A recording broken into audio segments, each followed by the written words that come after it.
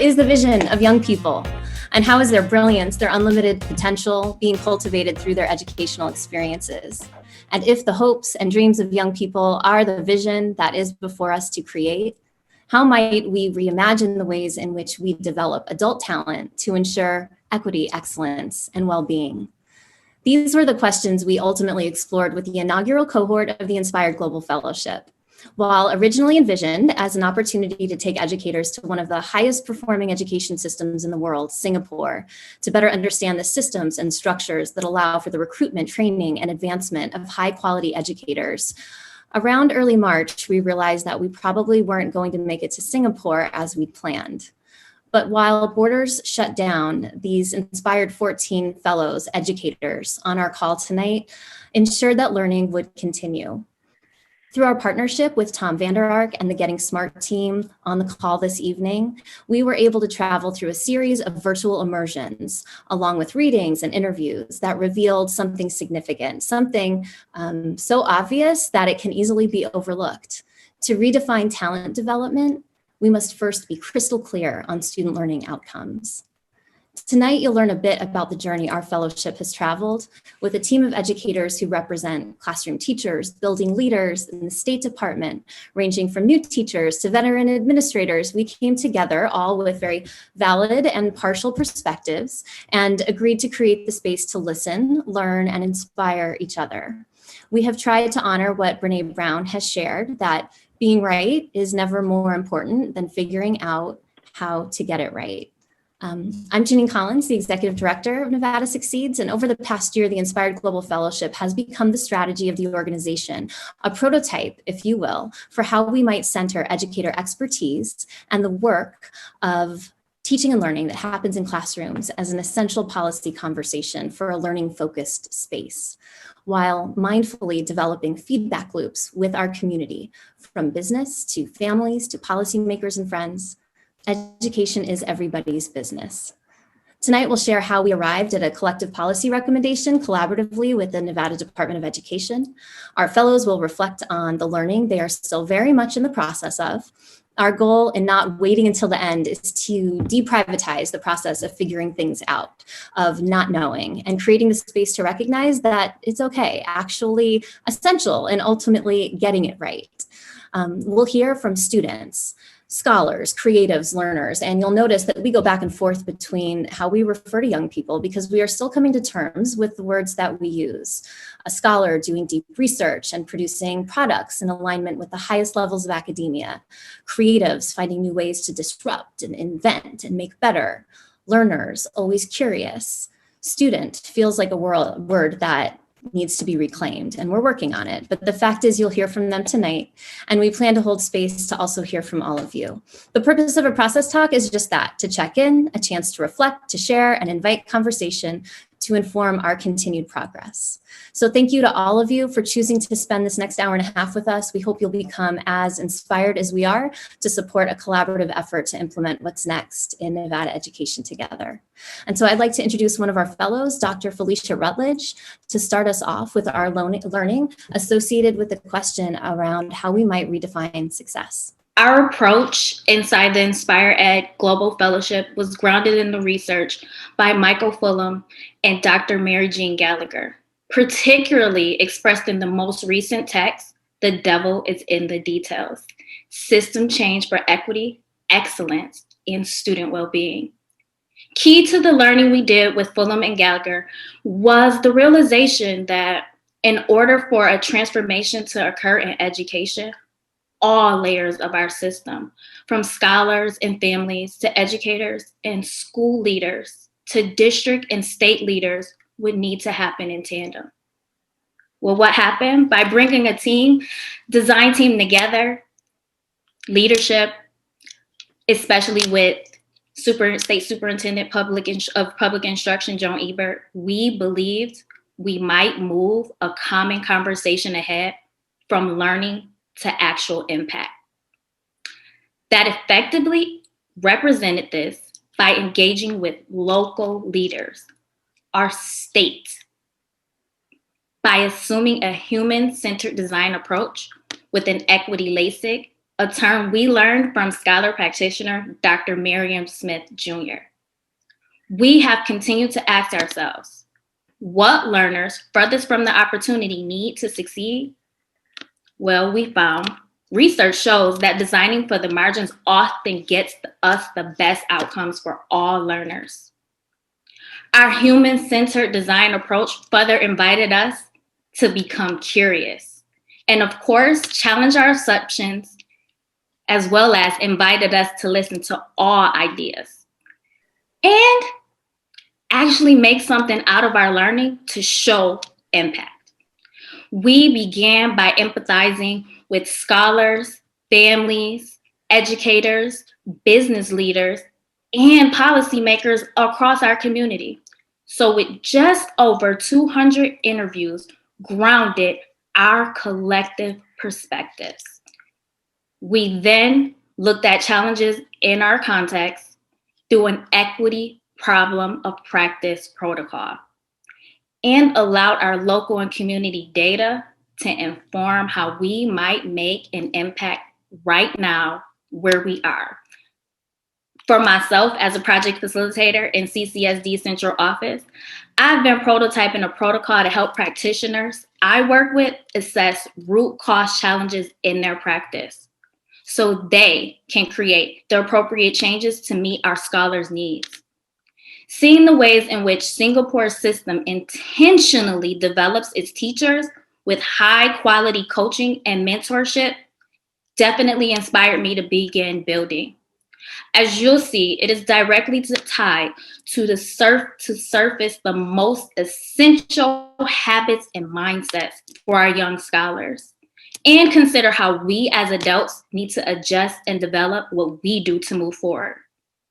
So with saying that, my fellow design team member, Principal Roxanne James, will share with you some key takeaways from our immersions, our virtual immersions.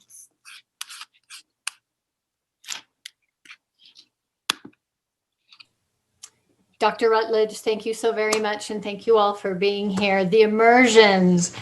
So as an inspired fellow, one of our first immersions was inside the Singapore American school system. It's a K-12 system that underwent a thorough redesign process in recent years under Superintendent Dr. Chip Kimball's leadership.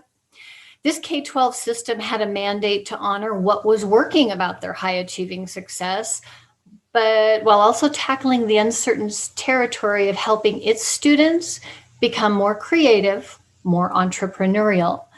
It was also the first time in our learning we encountered a profile of a graduate. Central to their successful transformation was focusing on their desired student learning outcomes. Content mastery was still essential, but by redefining success to include character, collaboration, communication, creativity, critical thinking, and cultural competence, the container for learning was reshaped. They also recognized the need to begin surfacing new data about student learning to ensure that the DSLOs were in fact alive in classrooms. A culture of extraordinary care, excellence, and possibilities was articulated as a result of focusing on student outcomes. Student outcomes are always the point, right? So redefining them, redefine the Singapore American School approach to educator development, which yielded parent commentary that went from, I always knew my kids were getting a good education at SAS, but my younger kids are now getting something totally different. They ask questions I wouldn't have imagined, and they're producing projects I never thought kids in school would do. Our next stop as fellows was a deep dive into Singapore's National Institute for Education. What is clear is that Singapore embraces the idea that a system is designed to get the results it gets. With the recognition that human ingenuity is Singapore's key to meaningful participation in a global economy, education is the highest priority. In 2010, Singapore adopted a 21st century framework for student learning. Over the past now 11 years, they have aligned their profile of a teacher, along with the curriculum and assessment, to more carefully reflect the evolving learning goals for their students. The idea that educators are facilitators of knowledge and architects of learning environments speaks to the updated conditions and expectations for what learners need to know and what they are able to do. We saw clarity emerging. While Singapore is known for its high PISA scores, the Ministry of Education recognized the need to move into new pedagogies and new mindsets to help students achieve for the future. Along with getting SMART support, we then journeyed back to the US to see some of these ideals realized in our own cultural context. During our American immersions, we had the magical experience of a real and moving conversation with Larry Rosenstock, the founder of High Tech High, which is an innovative network of schools in San Diego. He reminded us of the vision of youth, of the extreme responsibility of caring for other people's children that we as educators have, and the granular qualities of an excellent school. Then we met with Digital Promise, and we heard about their League of Innovative Schools alongside Dr. Pam Moran from Virginia, sharing the innovative statewide network emerging there to support the implementation of their profile of a graduate. What these Singaporean and American immersions taught us is there's a difference between a pocket of excellence and a system of success. Success that lasts is intentionally collaborative and networked, and is very much by design. The Inspired Global Fellows see that this kind of systemic approach is entirely possible with a similar vision and alignment of actions and resources. And I'd like to invite Janine to share an example of some of the work that's happening in our state right now. Thank you so much, Roxanne. I'm going to introduce you to Superintendent Dr. Summer Stevens in Churchill County up in Fallon, Nevada. And she's actually with her board tonight, but she made a little video for us. They have been embarking on graduate profile work for a couple of years. And I think she does a really wonderful job of explaining the impact that it can have on instruction and on the student outcomes. So I'll let Dr. Stevens take it away. Hello, I'm Summer Stevens, Superintendent of Churchill County School District. I wanted to take just a couple of minutes to share with you some of the work that we're doing in Churchill County up in Fallon, Nevada. So I wanted to share part of our journey in the process has been to identify a strategic plan that addresses the whole child and allowing for kids to be life ready in our world. And our goal is to really reimagine school as we know it in the district. So we did set forth some goals. One of the primary objectives was to identify a profile of a learner so that we could focus everything that we were doing around that profile. We also consider our theory of action in everything that we do. We want to make sure that we're, again, ensuring that kids are life ready, that they're fully developed, that we have really good partnerships with parents, with community, and that we have a lot of professional growth, with the goal that we will then see through our work that our learners and our adults in the system really do exemplify the profile of a learner. And so ultimately, our district strategic planning team, we need to determine what are we going to focus our efforts around. We developed a focus around being critical thinkers, inspired innovators, collaborative learners, effective communicators, global citizens, and lifelong learners. And as you can see, we felt it was important at the beginning to identify those key attributes of each of those elements because we wanted to have a common language and we wanted to all agree. When we said critical thinking, what does that look and sound like? From that point forward, we went to more of a generic piece, but we did ask schools for each level. We have a K-1 building, a 2-3 building, a 4-5 building, a middle and a high school, as well as an adult learning center and a pre-K. We asked them to think about in their building, what is the language that they would use around critical thinking and ensuring that kids had those elements. Also, we tie everything back that we do. We try to tie it back in our instructional model, which you'll see here in just a second as well. The 4 elements of our instructional model really do stem from the profile of a learner. The modern school culture providing intentional opportunities that lead to healthy and rewarding life. That we do ensure that we have agency opportunities built in so that kids can build and grow their own ownership of their learning, their grit, their perseverance, their questioning, their goal setting. Then we have our learner-centered focus where we create personalized learning opportunities to support life-ready individuals. Again, connecting back all the time to the profile profile of a learner. Then in our actual day-to-day, those deliberate learning opportunities that do guide students on a transparent learning path to create a space where they can own their learning, they can own their journey. And then finally, focusing with assessment and the review of data so that we can make sure that we're constantly on top of what is going on in the kids' lives, in the classroom life, and at the school life. So thanks for letting us share our profile of a learner and our instructional model from Churchill CSD. Thanks.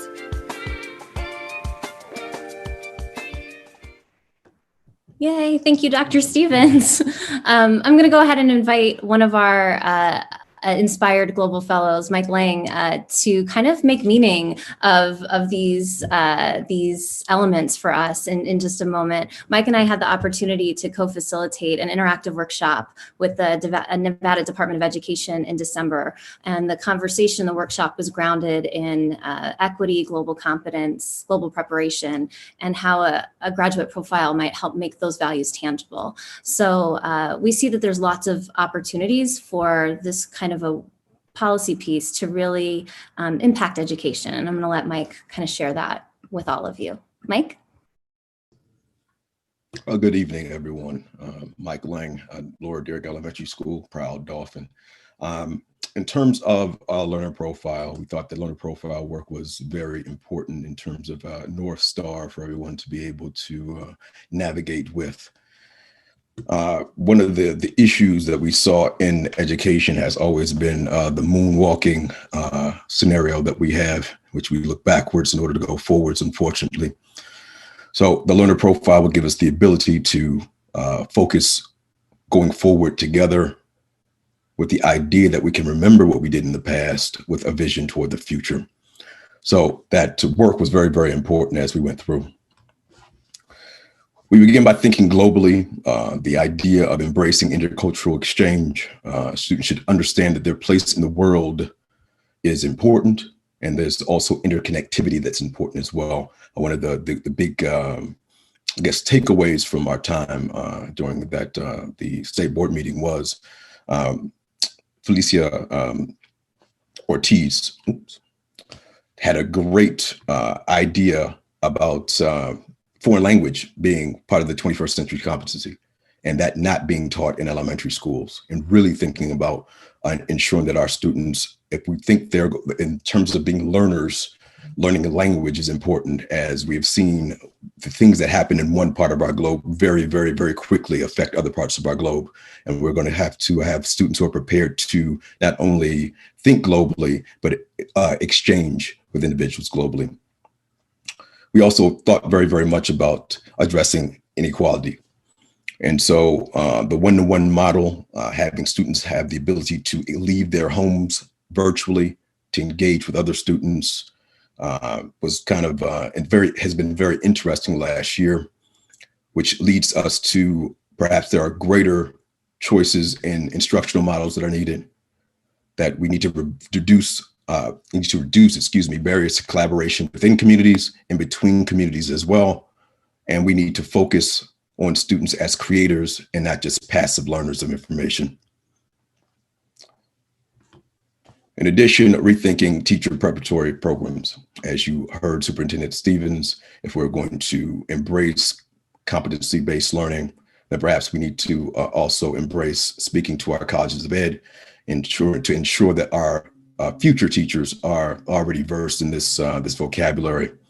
In addition, addressing teachers that are existing now, increasing our professional learning opportunities, making those more sustainable, making those more adequate, in order to move us toward a situation in which all students will be have teachers in front of them that will be best prepared to address the competency-based model.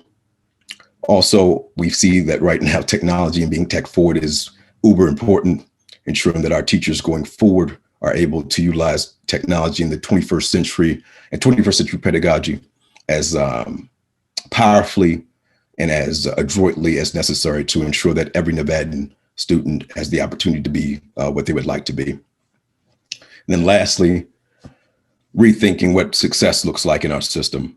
If we're going to embrace the competency-based model, that perhaps we also need to reevaluate what metrics are used in order to determine what success means at a school site, what success means for a student, what success means for a teacher, and what success means for the system as a whole, and really doing deep dives and having real conversations about the changes that are necessary if we want to see, again, a system in which every Nevadan student is able to be successful at the end. Thank you.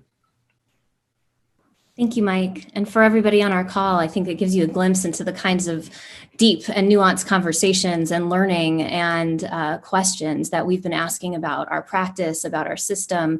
And while there's so many potential implications, right?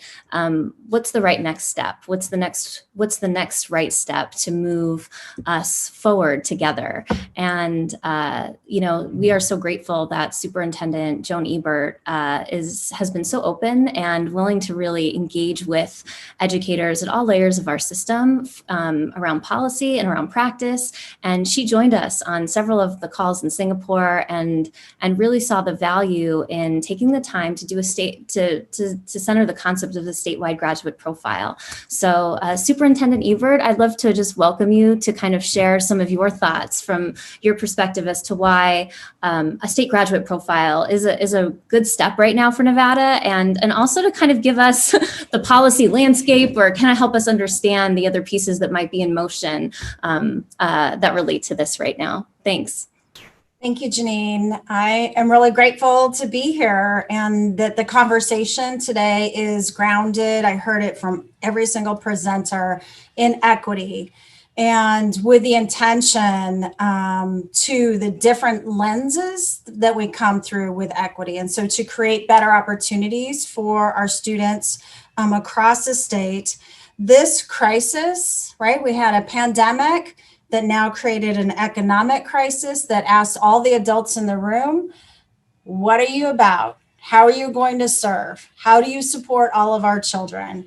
And Janine mentioned that I've spent time with the fellows. It has been amazing. And I think if anything, what I continue to say to this group, because they're just out there digging in, is to continue to do the work. A lot of it hasn't been done yet. And you're doing it. You're leading the way, trailblazing, and it is okay to fail forward. And we're going to have some bumps and bruises on this. We're going to have some people that say, oh, really? Can you do that? You really want to go there? But we're talking about operationalizing equity, which really to this day has not been done. We need to consider that every child gets what they need in order to thrive. And so we're both starting initiatives that create those opportunities and interrupting the practices that have created the boundaries and barriers for our children for hundreds of years. So a couple of things. Janine said, talk about where the policy part is going, what the board is doing. They mentioned the work that was done with our state board members in the December meeting. We had our board members and then also our new board members who tomorrow take their seats and move this work forward. But it was wonderful starting with the profile of a graduate. And it's a question that, if you could have what you want, what would you have? And that includes asking our children. When we all grew up, everyone asked us, what do you want to be when you grow up? And we know the question now is, what problem do you want to solve to make our society a better place? Those are two different ways of approaching our education, and a lot of research behind all of this work. So as we move forward through this legislative session, we pulled together a lot of you that are on the Blue Ribbon Commission. Thank you. We've had regulation policy on the books, independent study from like the 60s. We also have had distance learning for over 2 decades, and we've had competency-based learning. So really the disruption, looking at moving away from chronological age of where and when we're going to teach the curriculum, right? That's how our system is built now. We're going to look at what our students know and are able to do. We're, as adults in the room, going to meet them where they're at. And that does take some policy shifts. We were joined by legislators. We were also joined by LCB staff who listened and will be able to help all of us then construct new policy that frees us from some of the constraints that we have, but also creates that North Star for all of us to drive toward together. So thank you for having me here tonight. I look forward to the conversation and much more to come. 125 days coming up, and we'll have new sets of all sorts of things to do and achieve and help support our community. Thank you, Janine. Thank you, Superintendent. And I think this is a great time to also bring our guest co-facilitator in, Tom, who's been such a grounding, great partner, really great thought partner in our learning on this journey. And Tom, kind of like, one of the things I wanted to ask you as we get ready to pivot into the next portion of our agenda, which is like, how do we create something from nothing? How do we do this together? And we're going to hear from our fellows talking with Tom about their learning in this process and also some of the prototypes they're working on, how they're actualizing their learning. Tom, could you maybe bridge us over into this conversation around like, why is this good work to be doing right now? It's such a incredibly fraught moment in so many ways, and what is the value of taking the time to focus on this work in this kind of a moment? I love the learning that you guys have done together. It's been so great to be part of this learning journey. We're at this pivotal point in human history in so many ways. We, for the first time, are experiencing issues globally, both climate change and the pandemic. We're experiencing inequality, and we're at this pivotal point with a new federal administration, and in some respects, sort of at the end of standards-based reform that has guided the last 30 years of American education. And so, for all those reasons, it feels like there's this new beginning where there's opportunity for local leadership. And that's why this program has been so important right now, that it's really, through our conversation, it's leveled us all up to better understand sort of who we are as leaders, but what the opportunity is. And Janine, if it's okay, I want to share 3 kind of observations that I've had over our time together. These are 3 things that I've seen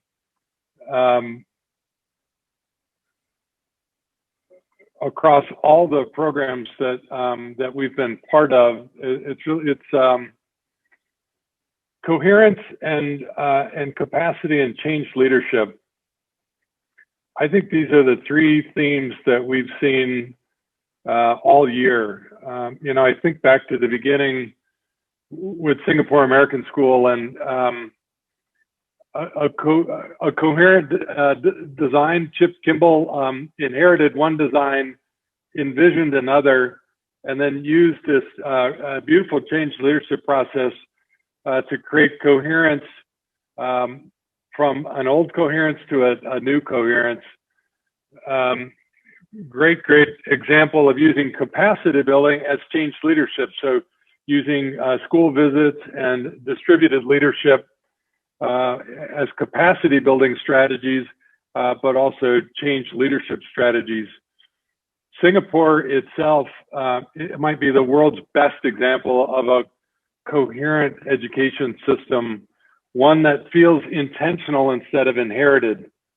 Almost all of you work in a system that feels inherited, where there's lots of layers of stuff, and yet what we had a chance to do together was study places that have achieved coherence, and typically because they've used change leadership and capacity building strategies to create coherence. I remember going to High Tech High 20 years ago and experiencing coherence for the first time, where it felt like I walked into a place where everything worked together for teachers and kids. That's what coherence feels like. It just feels like the structures, systems, schedules, and supports are all there together to support kids. I loved how Dr. Summers and Churchill described her program with such coherence and the thoughtful change leadership strategies that that she was using. We had the chance on a number of evenings to chat with Dr. Marion Smith, and he's provided so many thoughtful strategies for change leadership. We've had the chance to interact with Mary Jean Gallagher and Michael Fullen. Michael's work of the last 30 years is really focused on coherence, change leadership, and capacity. He just rewrote the book on leading a culture of change, and it references all three of these. So it seems like every night that we've had together, we've focused on how do we create a coherent program around new learning objectives? How do we build capacity in our teachers and in our community? And how do we be really thoughtful about our change leadership? I wonder, since Dr. Kimball's with us, Chip, if you could share some thoughts on any of those things resonate with you, both in your own experience and the nights that you've been able to join us. Yeah, thank you for inviting me to say a couple words. I think, Tom, you've nailed those three components, and the starting place is always with what we want kids to know and be able to do. And I was really pleased to hear the state superintendent mention a statewide profile of a student, and it's the statewide profile and the systemic implementation of that profile across the system. And so when we from my perspective, once we've established that's what we did in Singapore. Once we've done that, it is this unrelenting attention to organizational culture, unrelenting attention to culture. And from culture, that's where all the capacity building takes place. And in our case, it's engaging faculty in the process. We did that by helping them envision themselves in a new normal that is more forward leaning. It was providing coaching and supports for them as they're trying these things. And again, as the superintendent mentioned, failing forward. And then thirdly is investing in middle level leadership, giving faculty the ability to lead in that space. And those three components, engaging faculty in the envisioning process, coaching, and middle level leadership, those are huge impacts on organizational culture. And that culture is going to create the capacity to do this work. And Chip, I want to thank you for your help in introducing us to Singapore and both other schools that are doing this well, and a system that's really paying attention to coherence, change leadership, and capacity building. Great, my pleasure. Thanks.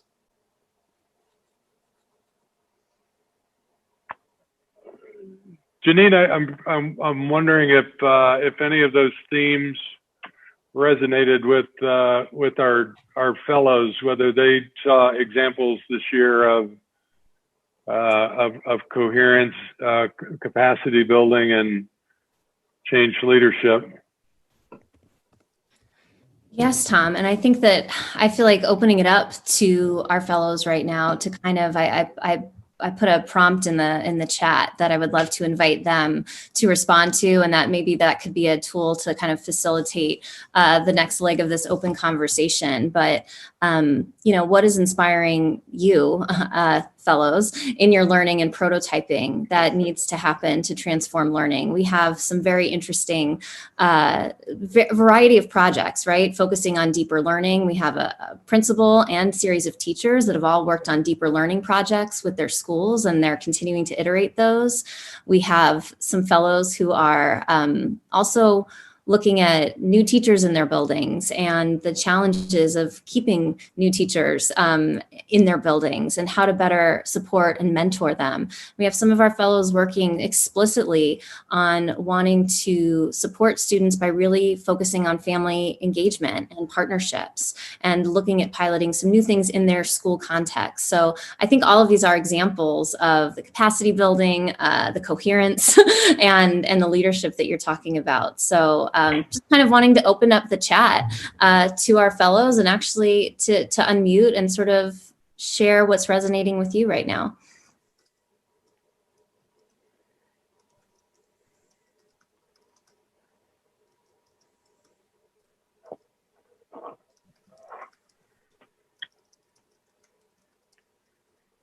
Okay, because I'm not one who likes awkward silences. Hi, everyone. My name is Camille Weston, and I am a 4th grade teacher at Sunrise Acres Elementary School.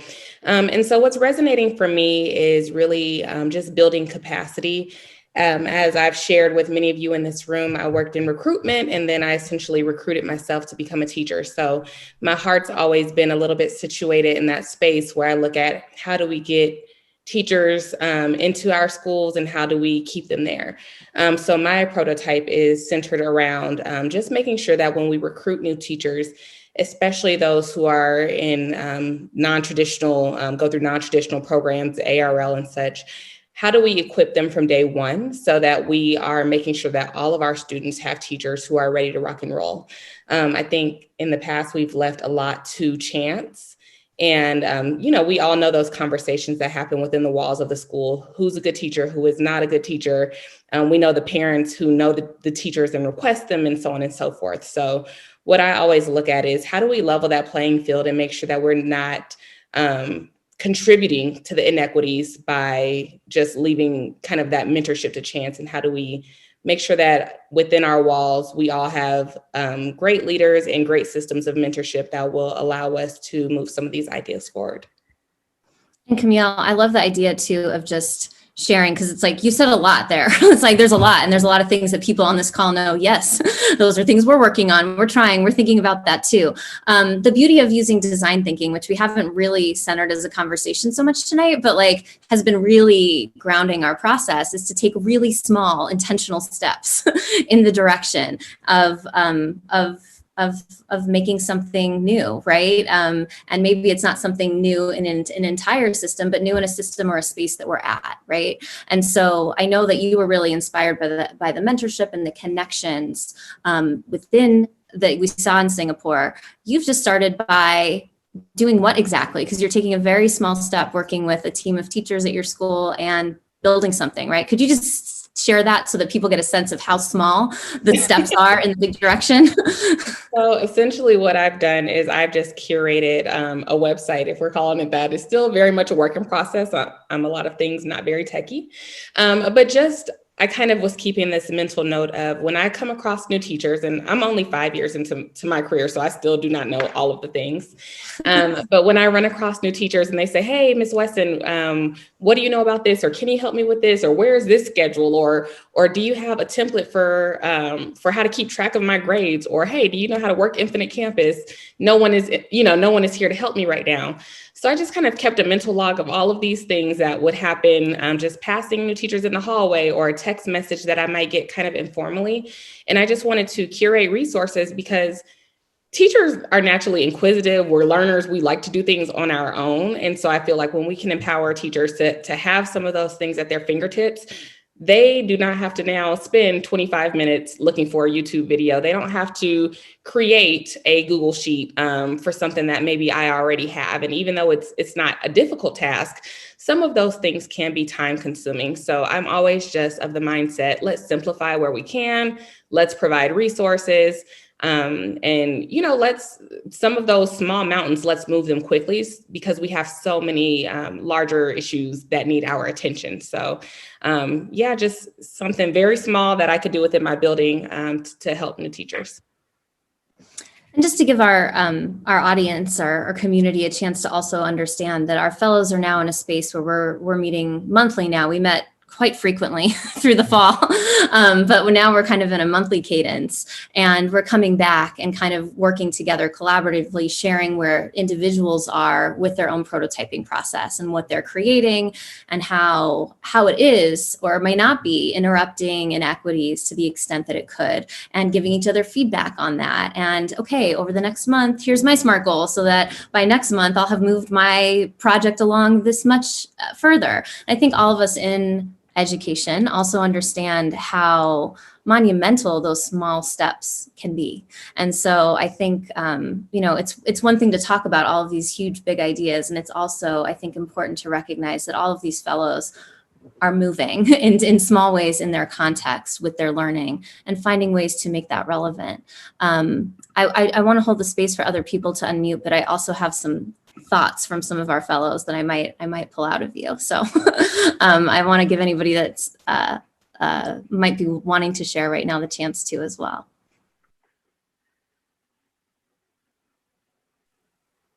I'll go next. My name is Janie Maloney, and I work with Superintendent Ebert all the time. I work with her at the Department of Education. And I think for me, in working with this group, allowed for communication and collaboration to really provide that coherence as far as what it looks like from policy to practice, and then how they can interchange, and why it's important to have educators right at the table, from the teacher to the administrator, to Superintendent Ebert, right, to the legislators, to understand and grasp the full undertaking that it really is going to take to essentially change the system. And that is something that I think one of my viewpoints that I'm always like aiming towards is the system we know is something that we need to change.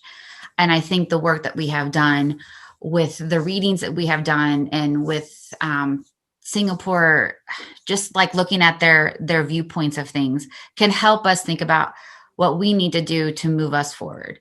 And I think that this pandemic that has happened really lifted the Band-Aid, or the cover to your eyes, of how many inequities are within the system that were just built within the system. And that in order to break that, we have to actually change the system. And so some of the things that I have done and worked with some of the fellows, I guess, jointly, is what are some projects that we can kind of work at from a low granular level to something policy wide. And so I'm not trying to call out Amanda Ruth, but I'm going to call out Amanda Ruth right now. And so one of the things that, she was working is with how we can really use some of the structures that we have in school as far as like citizenship, right? And what that looks like to be a productive member of your community. And one of the things that we're doing is not only are we going to look at developing a rubric, right, but that could look like for the responsibility aspect, because we know that we want to teach and we want to be able to assess our kids on academic learning and making sure that they're actually learning anything. And we want to assess that to make sure that they're actually doing that, and that we're not assessing, are they on time or are they prepared? And that responsibility factor, that is important, an important skill that we are also teaching in school, but that is also not the only reason why we are going to school. And we want to make sure that we kind of differentiate that, and we have metrics to kind of judge both. So one of the things that I'm working to with Amanda is what are some things that we can do to promote civic engagement and how our students can be part of the community statewide. So looking on building that upward and outward. And I think I can provide that viewpoint to some of our fellows as I was an educator, both teacher and an administrator, now on the policy system side with the Department of Education, and how we can really work and align together. I would also then say is one of my own projects is working with actually the Superintendent Ebert is really building digital learning and our capacity for digital learning across our state, right? Digital learning doesn't mean no more face-to-face. I don't think any of us would say no more school, close buildings forever, right? Nobody wants that. But what we are saying is that even in face-to-face circumstance, digital learning must continue. Digital learning is not an if, but must be a daily component of instruction. And if you know me, you've heard me say that a million times, because now we have trained our kids essentially how to use these tools. And are we just going to say no more? We're back to the school building, so we just wash our hands of it?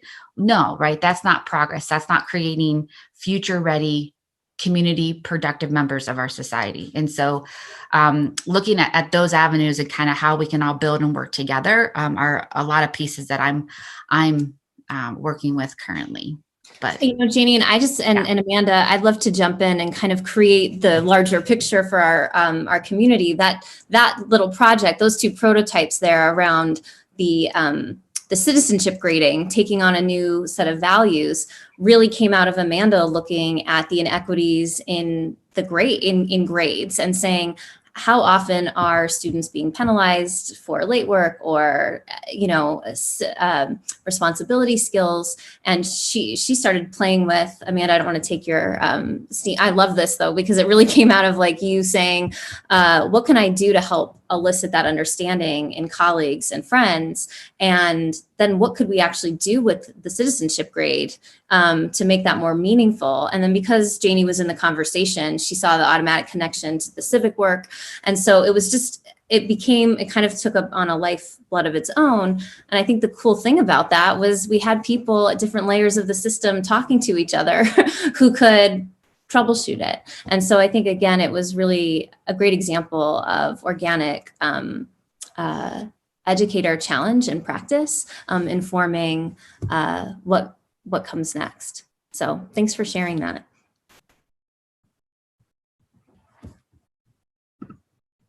Hey, Jordana, are you out there somewhere? I am. I tend to be such a hog, so I try to be quiet and let other people speak, but I'm happy to share. No, I would love for you to do that, because I think it also pushes in, I think your prototype is a really interesting example of being inspired by the attention and intention to educator support and development, and also thinking about this COVID moment and instruction. Yeah, all of that. So my prototype stemmed from, everything in my life stems from Twitter and everything I see on Twitter. So there was so much discussion about cameras aren't on, there's a lack of engagement. And so I'm an instructional coach. I work with the ELL division, and part of my job is instructional coaching. And so I developed a prototype of how to go through a coaching cycle, but through the lens of student engagement and online learning. And it really, going through iterations of it, really made me start to think of more broadly, what is engagement from the student's perspective, not from the teacher's perspective. And that all then ended up leading my brain all the way back to the graduate profile. And it really made me connect with the idea that we as adults have education come at our students. And so how can they have a personal connection to it? And the whole idea of having a graduate profile just truly makes education, or would make it student-centered.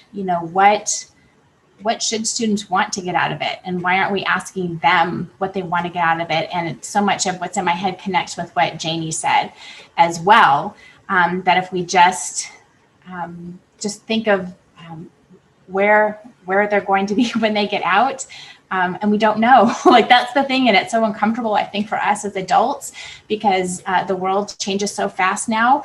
And I'm not the first person to say this, but we're preparing them for jobs that don't exist. How can we do that if we're still teaching like we're in the 19th century? And so my biggest concern right now, what truly keeps me up at night, is the idea that we're so wanting to go back to having buildings open, because we've been living outside of our comfort zone for so long now that we are dying to get back to something that's comfortable. And I'm afraid that will mean, let's just go back to like writing on the whiteboard and having my desks in rows, because we just want to breathe a little bit. We want to breathe easy, and I understand that. But what a wasted opportunity for us when we now in the state of Nevada have a device in every single hand of every single student, to not then use that as our platform to catch up. Students are so far ahead of us right now with technology. We're the ones that are behind.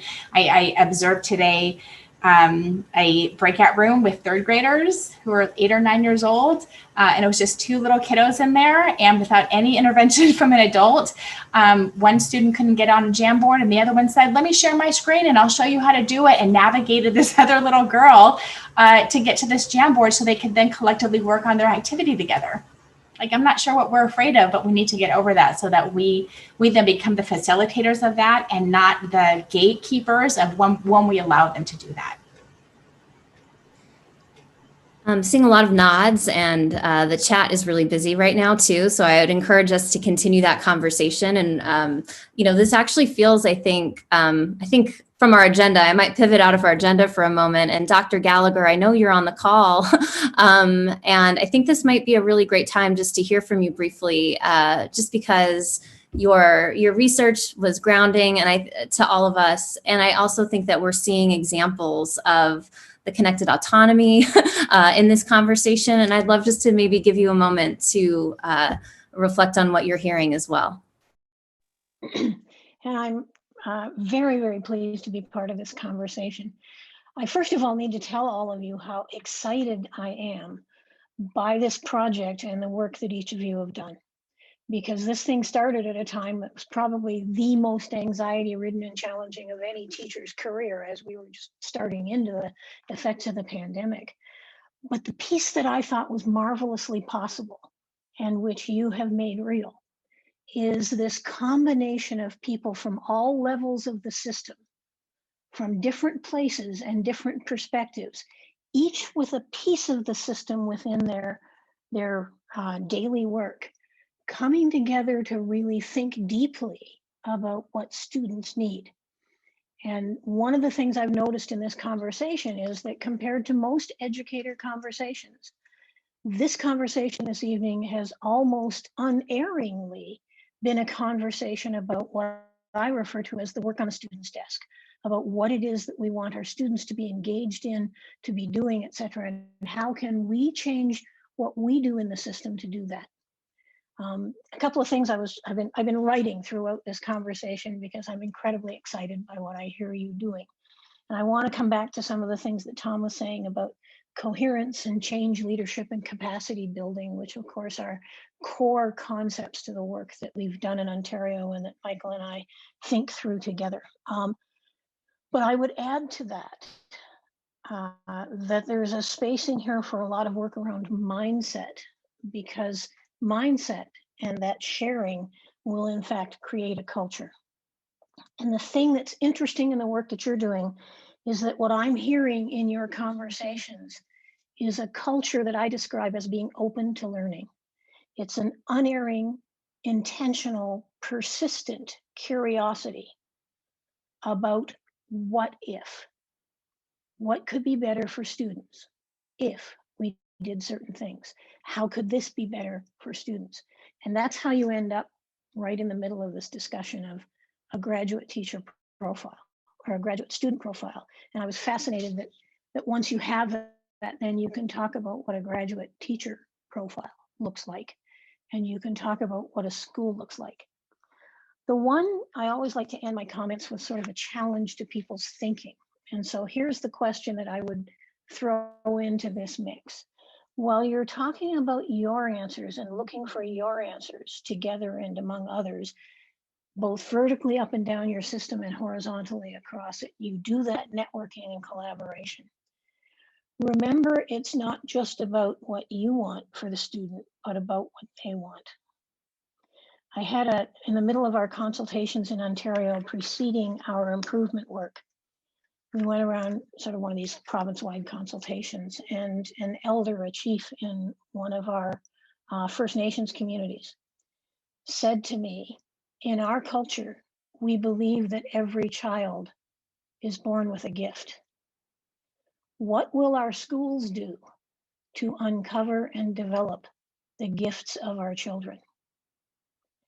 To uncover and develop the gifts of our children based on the concept that every child has their gifts.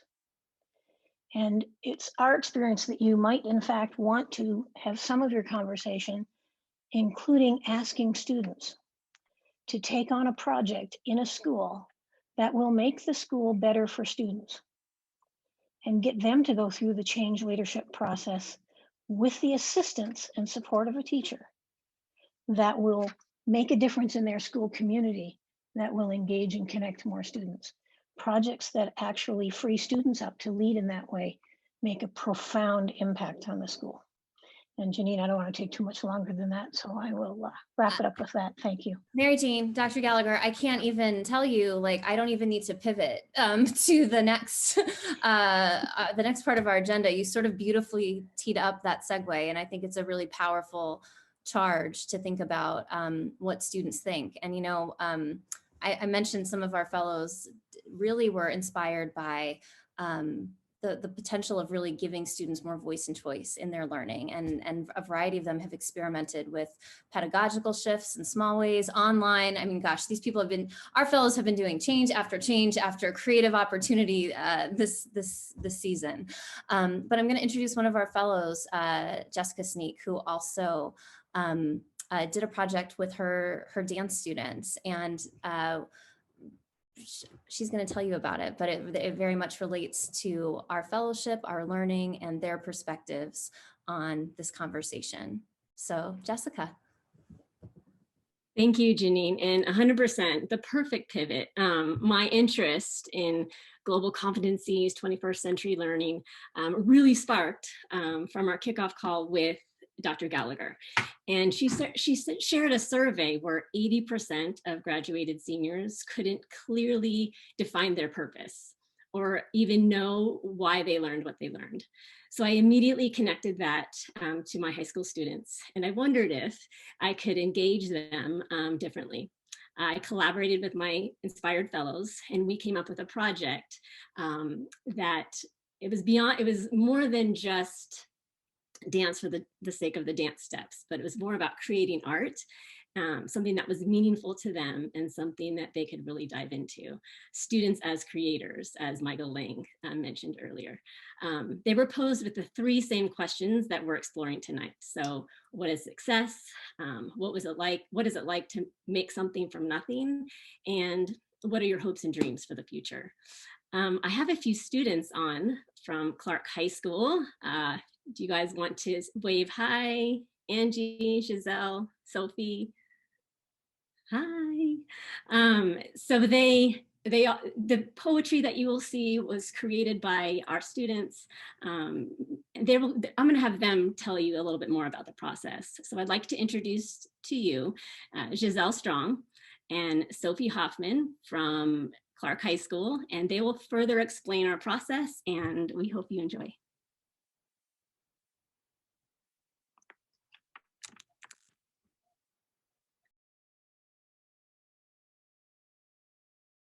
The found poems are from empathy interviews that we conducted with each other about these very ideas. And you'll hear those tonight, along with emerging movement phrase work we created to connect our words. While it's not finished, much like tonight's talk, we're sharing our progress to help generate a conversation that centers student voice in success. Our teacher, Ms. Sneak, strongly believes more student voices need to be involved for the future of learning. And now we would love to share with you all Clark Dance Company performing what we have called Found.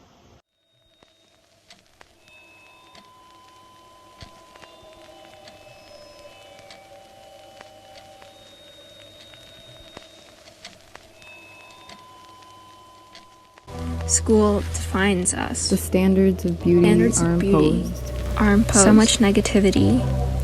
Minds are closed. Plaguing society like a double-edged sword.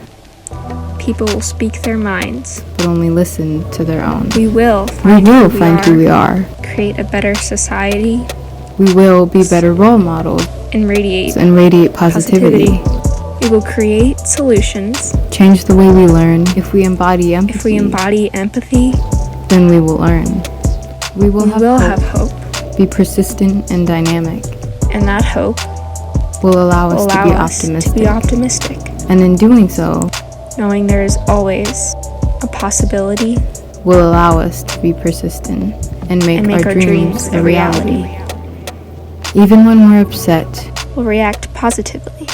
Be resilient. Be resilient. Act considerately. Act considerately. Hardworking, passionate, and true. We will To motivate and inspire you. What is it like? What is it to like create something out of nothing?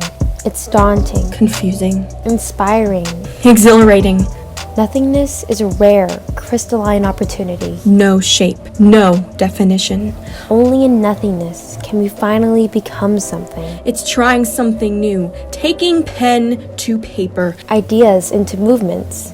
Taking those snippets, fragments, and forming them into something whole. There's no room There's for no criticism room or for judgment or worrying about what other people think. about what other people think. Only your Only your authentic authentic self. self. Because from nothing, you can create, anything. Today, I was stressed, dissatisfied, and disappointed. I overthought a little too much, and in a world that changes far too quickly, far too often, I wonder if what I am, or say, or do is enough. But today, I was successful. Today, I was successful. I was successful because I know I have a hunger for more. I was successful because I aspire to be better. I was successful because I have goals. Success does not have a stagnant definition. For some, it's money. For others, it's happiness. Sure, we have a common understanding of what success may look like. But for me, success is a path of discovery. It is the light at the end of the tunnel. And as I approach the glow, I hear swift symphonies surrounding me. A rush comes over me. A rush comes over me. And I feel complete.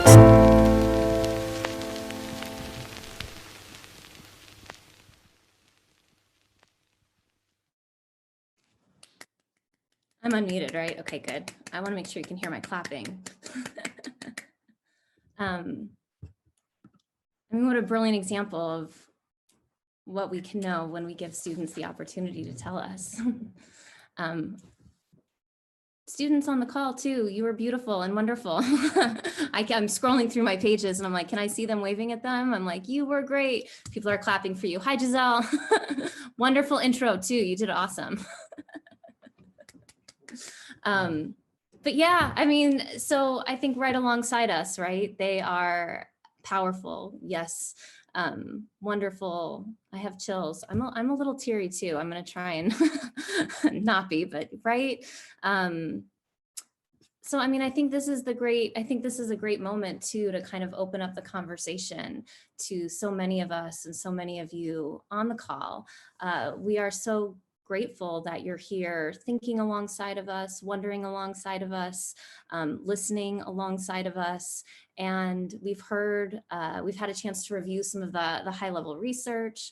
We've heard a little bit from some of our fellows about the learning process. And we have so many of you that represent different facets of our community: educators, family advocates, the business community.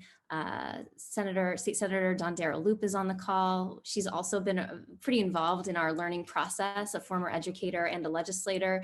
So I would just love to, I think, kind of create the space and invite Tom and the Getting Smart team to kind of help me facilitate. But we have a solid 20 minutes here to open up. And I'd love to offer the question to us. I mean, first of all, to invite you to comment or unmute around what is resonating for you, and also to think about how this graduate profile makes sense for you, how you think of it from your vantage point, and how you might connect with it. So I'm going to go ahead and open up the chat. And Tom and Getting Smart team, I think let's go ahead and facilitate and invite our community to unmute and share with us. We have so many, even I forgot, like we have so many people from Educator Prep here as well, also kind of thinking alongside of us. So excited to hear your thoughts and reflections.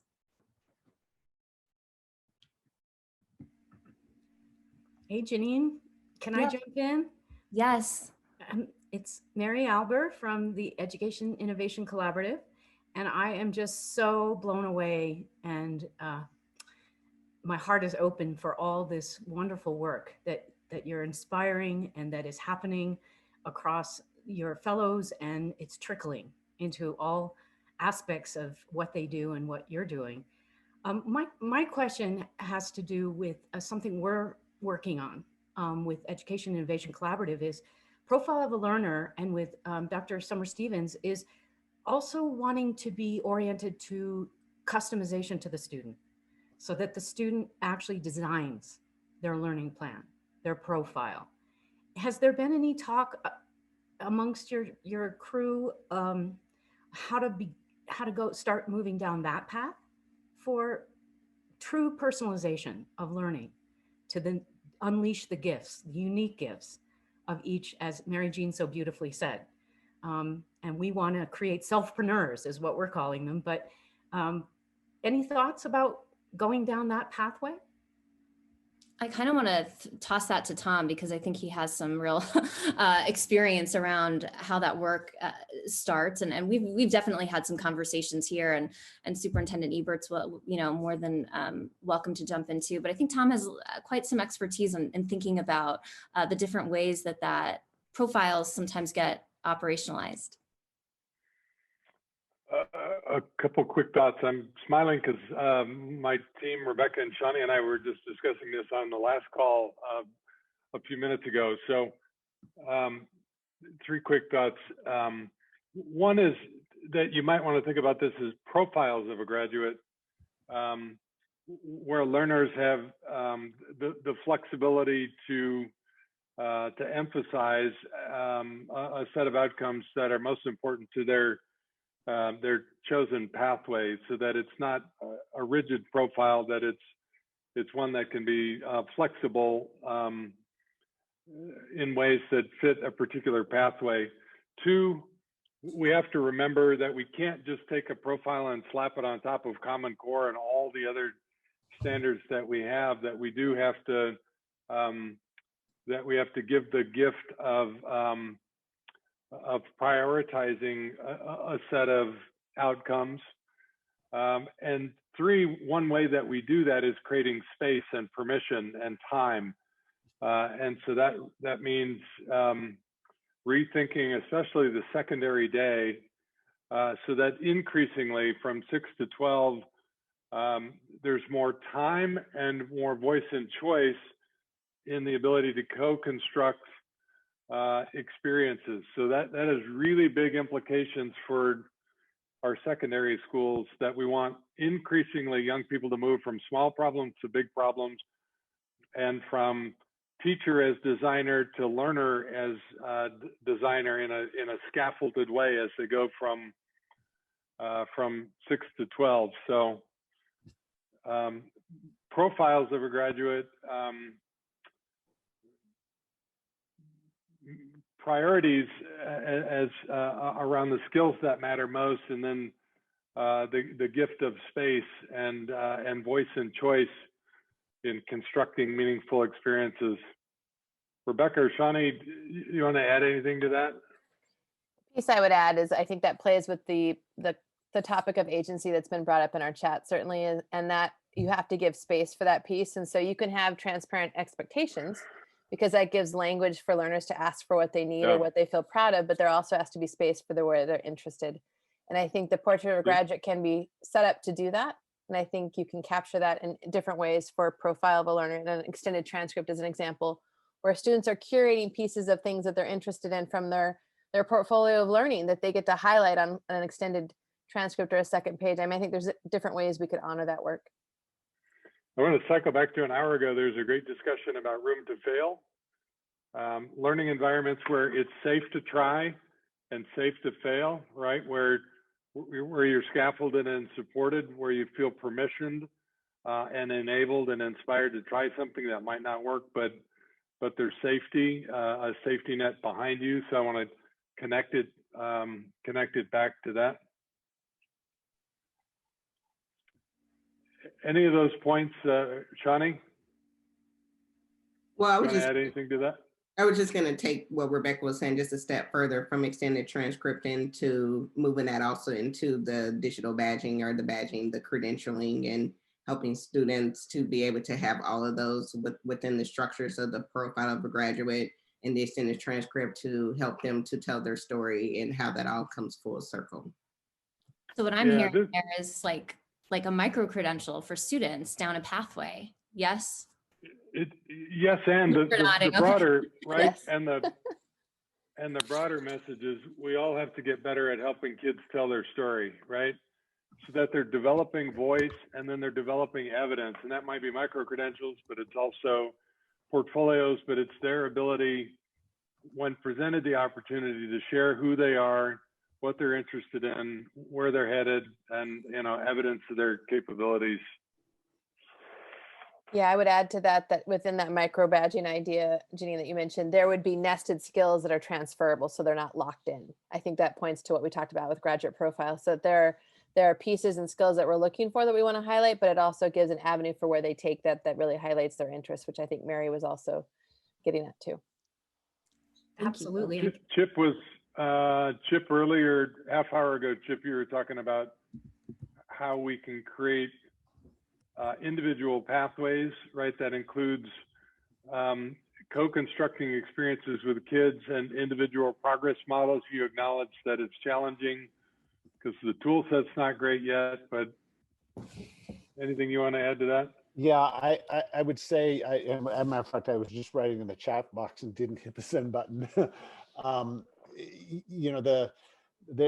There's a couple thoughts here. One is that it's one thing to be creating voice and choice through project-based learning and through those kinds of opportunities. It's another thing to actually allow a student to fully design their learning progression such that they're moving as fast or as slow as they may be able to or want to.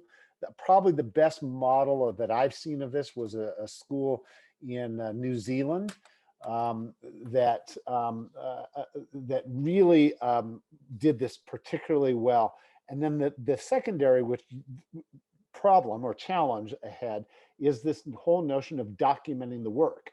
So transcripting is particularly difficult, especially when you think about what, for some students, the case of universities will receive and how they interpret it, or in other cases, an employer or a technical college for those kids that won't be going to a four-year university. As part of our work, we actually interviewed 100 university admission officers and asked them the question, what should we be doing? What kinds of skills and aptitudes should kids have? Which we got a consistently more progressive message. And then we asked the question, and how do you translate that? And what they said was pretty consistently was any given profile of a kid gets about 30 seconds of our time, 30 seconds of our time before it gets filtered and a deeper look is made. And so that second page of the transcript has to be incredibly powerful. So we as educators come up with these very thoughtful, very deep ways of documenting this work, but it has to get translated into something that, again, either a university or a current technical college or an employer can translate in about 30 seconds. And so that's the design challenge that we have ahead for us. I appreciate that reflection, Chip. I'd love to pivot to one of our community members, Craig Galati. He's an architect in our community and has been a kind of a thought partner for me, actually, in the development of this work as a design thinker by trade, and had something to kind of share. And I love the roots of Nevada Succeeds are really in thinking about bringing our business community to the table. And that's something we want to continue to be thoughtful about as we evolve our work. Craig? Janine, thanks for giving me a second. I obviously, I'm not an educator. Work in a very creative field though. And one thing that I have noticed, even from when I taught at UNLV all the way to throughout my practice, is that the people that are allowed to be creative in their work and that are encouraged to be creative in their work, they seem to me to develop a love of lifelong learning. And that creativity connects to this insatiable appetite for knowledge and for learning more things. And I was really struck by the dance from Clark High School, which, by the way, I went there for a while. But I was really struck on how they were able to make connections from their creativity to other things, and how they are on a path of potentially understanding themselves and understanding their own creativity, which I think will make them golden for the future. And I just wanted to share that because I was quite impressed by a lot of this discussion. Thank you so much. I'm just kind of looking at our time, and I'm looking at the chat, and I think we have, if there's somebody that might like to unmute or kind of follow up or share or pose a question, I think we kind of have time for another. I'd love to just throw something in. I'm Derek Filkevich. I'm the principal at Lead STEM Academy. And first of all, I want to just thank everybody in the fellowship for the great work that you're doing. And it has had an impact on our school through my work with Janine. So 2 years ago, we started doing some Failing Forward at our school, where we're really trying to push our students to step out on a limb and take those chances. And as well as just not just our students, but our staff as well, to model that for our students. This year, we started working on the student learning profile and building that with what is a Lead STEM Academy student? What does that look like? And I think that's going to be really powerful moving forward in really constructing what the educational environment at our school actually is. So I want to thank you for that. Finally, we're now starting to work on our citizenship piece.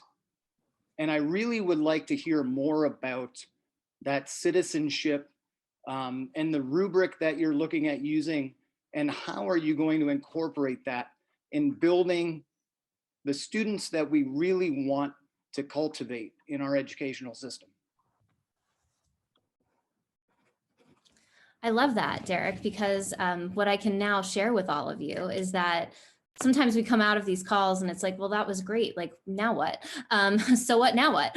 Some of the things that we're actually preparing to do with our fellows are to host what we are affectionately referring to as prototyping parties, where if you're registered for tonight's call, we'll send you an invite where some of our fellows, and that's one vote for Amanda and Janie right there, to make public, like, here's the prototype. This is what I'm doing. This is where I'm at. We'll kind of facilitate a protocol and open it up for community members like you, other educators across our state that might want to get in and talk and think and reflect and get inside the work together, and intentionally bring people from outside education into the conversation as well, especially families and especially our business community, to think about, as we start to build these profiles and as we start to continue to develop these prototypes, how can we really draw on cross-sector collaboration to help us think about the ways in which we're solving our challenges. So Derek, I will,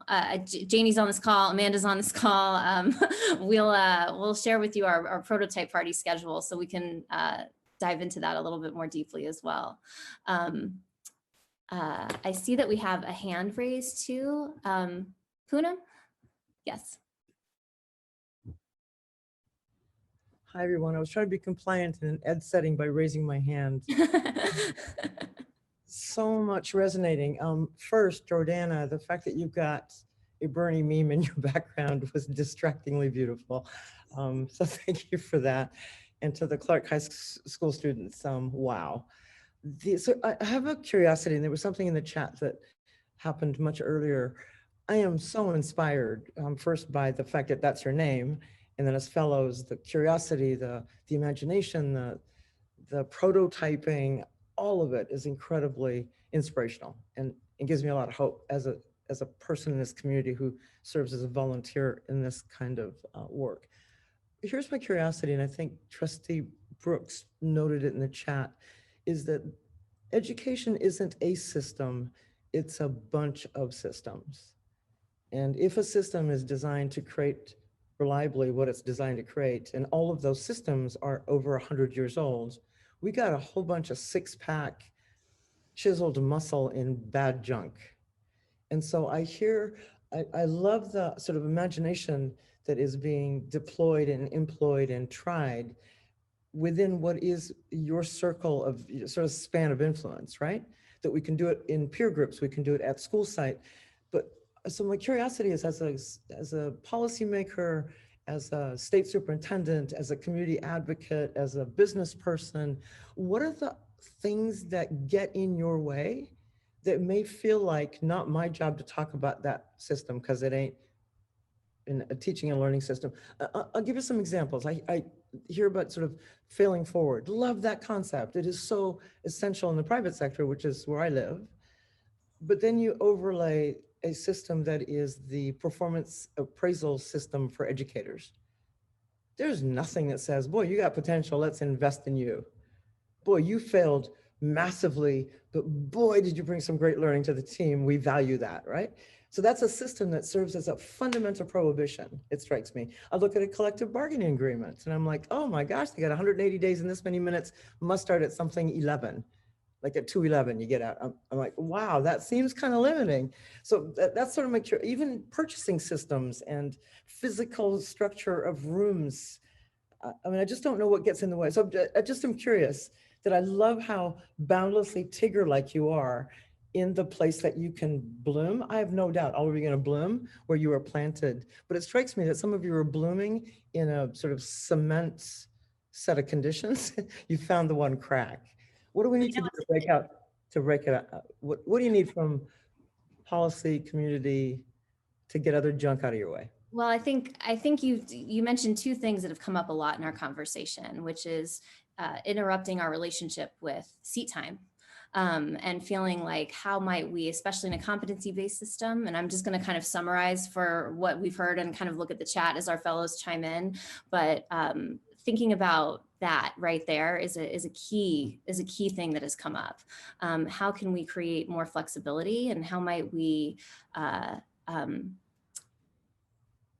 if we move towards competencies, right, what are some of the shifts that we're going to have to take, or that we would need to take around that? And I actually think, I don't know if Superintendent Ebert is still available, but I know that that's some of the work that the Blue Ribbon Commission is also talking about, identifying those particular barriers that are in the way. And I think you even mentioned the appraisal system, and in terms of how might we be able to collect evidence of growth and development in educators, as well as and how that relates to the outcomes that are happening for students. I'm seeing in the chat from our fellows, time, flexibility, space are key, as Tom has also mentioned.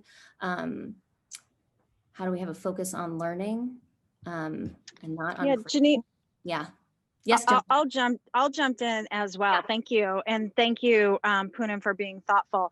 So what's interesting in this work that this group has been doing, and I've done it in several different groups as well, I mean, is identifying, in some instances, people believe there are barriers where there are not. And it's kind of like that electric fence that you can't see, but I'm afraid to go in that direction because I know there's an electric fence. It's been very fascinating to watch and work with all of these groups. There are, and it's not to say that there aren't some constraints, and we bump up against them each and every day. But what I will say is that men and women made these rules, and men and women can change these rules. So I don't think anyone in this room has a problem to do that, but it's how do we do it in a thoughtful, constructive way that produces those, critical thinkers that we're looking for, students, the passion, compassion, empathy. It is just the right time to be doing all of this work, and you have people across the entire state. And I'm glad Stacy's on as well, and asked as a board member from the North. It's that synergy now and supporting it. Rebecca also wrote, and then I'll be quiet, parents. I will tell you that a lot of times there are things that the children will tell you they need. Teachers will say things, but sometimes it's not the experience that the parents have had in education. And they're like, whoa, wait a minute, that wasn't how I learned and, you know, did things. And so there is a push too for change when from the parent, you know, from the community, because we do not speak in parent friendly language.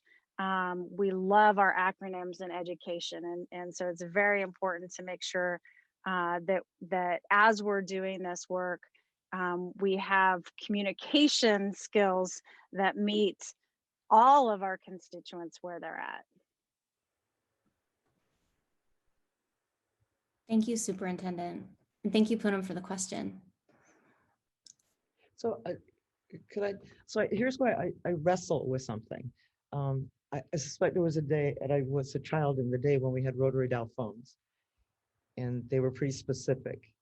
And then they tried to sort of evolve the experience with that phone, and I got a longer cord, and I got a little piglet thing that allowed me. And then we went to something where I had a home base and a phone that I could walk around. It was still the same functional technology. At some point, as technology came in, there was absolutely no way to refine or modernize that rotary dial phone. The only option was to jump in and figure out the smartphone. And so I just wonder, and I don't know the answer, I am just really curious, is where are we in that trajectory? Can we modify?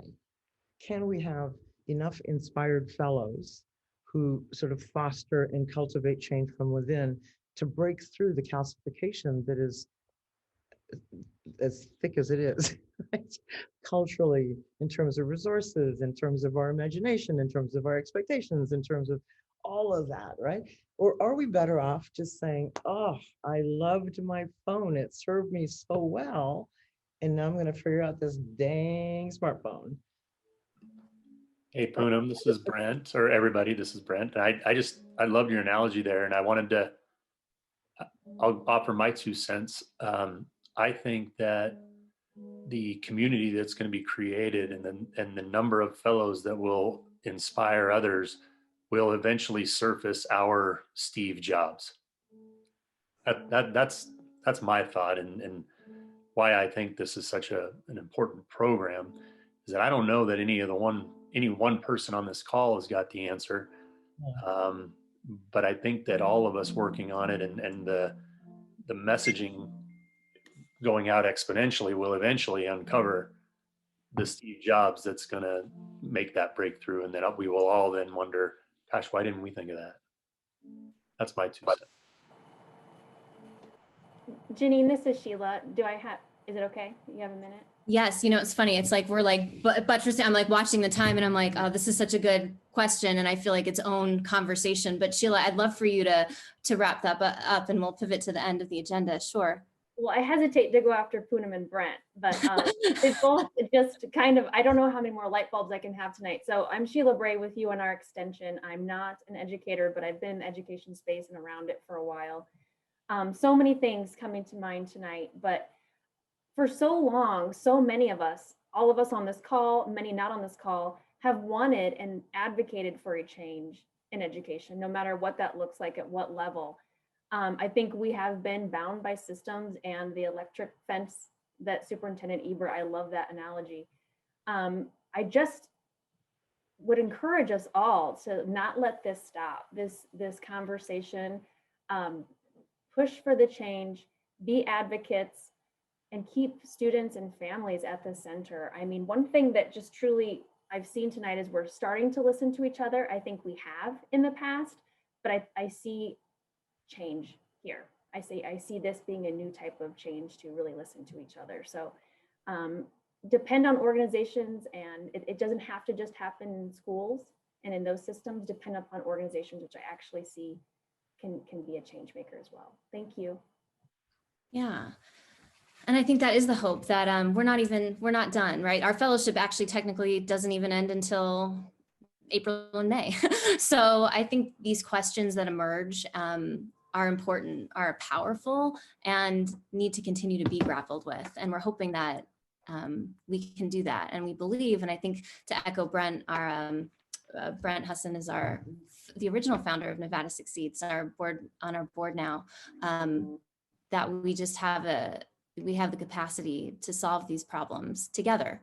I like to say, and we say this a bunch in our fellowship, we're the ones we've been waiting for, so we'll figure it out. I would love to introduce somebody that I haven't introduced yet, and it's been my co-facilitator and collaborator, Andy, and he's going to introduce one of our fellows for sort of a final expression of our learning. Thanks, Janine. In our earliest sessions, we got to learn from Dr. Marion Smith Jr., and he shared a Native American proverb with us that those who tell the stories rule the world. And so we've been collecting reflections so that when we reach the end of our journey this spring, we can allow the stories of our learning to inspire what's next. So Dr. Felicia Rutledge drew on her passion for spoken word poetry and her tenacious desire to make meaning and tell the story of our collective learning so far. And I am so excited that she is going to unmute and share with you now. You want to know what I heard? You want to know the rumors that I heard? You either inspire or you should retire. But to inspire, we must remain students of the practice, make inspirational gains, dig deeper, go further than anything before. What did I do? What did we do? We took a risk, became a part of a group of fellows, ready to inspire, succeed in Nevada, that is. Different ideas, different perspectives on what it means to be successful. What it means to thrive in education. We collaborated in a microcosm of learning. The resulting outcome changes within a system that was only meant for a few to survive, inherently inequitable for the brilliance in the center of the design. Humanity to break the very definition of insanity. We had the tough conversations, the hard discussions, all rooted in empathy. Learning to lead from the seats we are currently sitting in. We discovered policies with people who sit in seats we aren't in.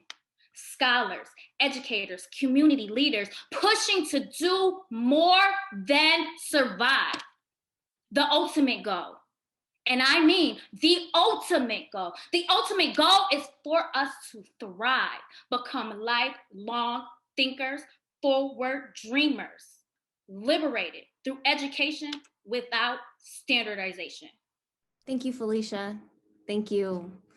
Each member of Design Team 1, thank you for showing up during easily the most complicated year of learning and teaching.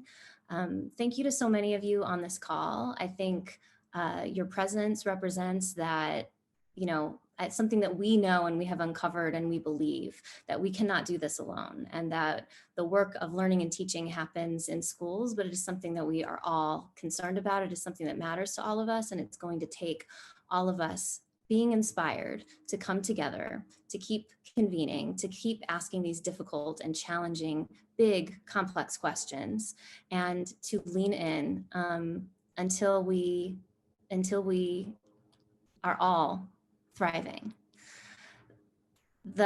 You will have opportunities, next steps, right? We'd love to hear directly from those of you who are interested in getting engaged in the profile of a graduate work. And it's going to take our business community, it's going to take policymakers, it will take teachers and students and families. And so if this is work that you're interested in engaging with, please shoot us an email. We're on Twitter. We are happy to have a lot of people to start to organize and engage with in this conversation. And we certainly, like I told you, we'll have more opportunities to engage through prototyping parties and ongoing conversation in the coming weeks and months. Finally, I would just say that the goal in coming together to talk about new ideas is so that we might actually come to act in new ways and live together differently. The essential component in this journey and our possibility for impact is all of us coming together. And I think that what stands before us is an incredible opportunity to create a future of learning that truly makes the vision of young people come true. So thank you, everybody. We'll be in touch. This is not the ending of a conversation, but the continuation of one, and we'll keep going. Thank you and have a wonderful, wonderful night.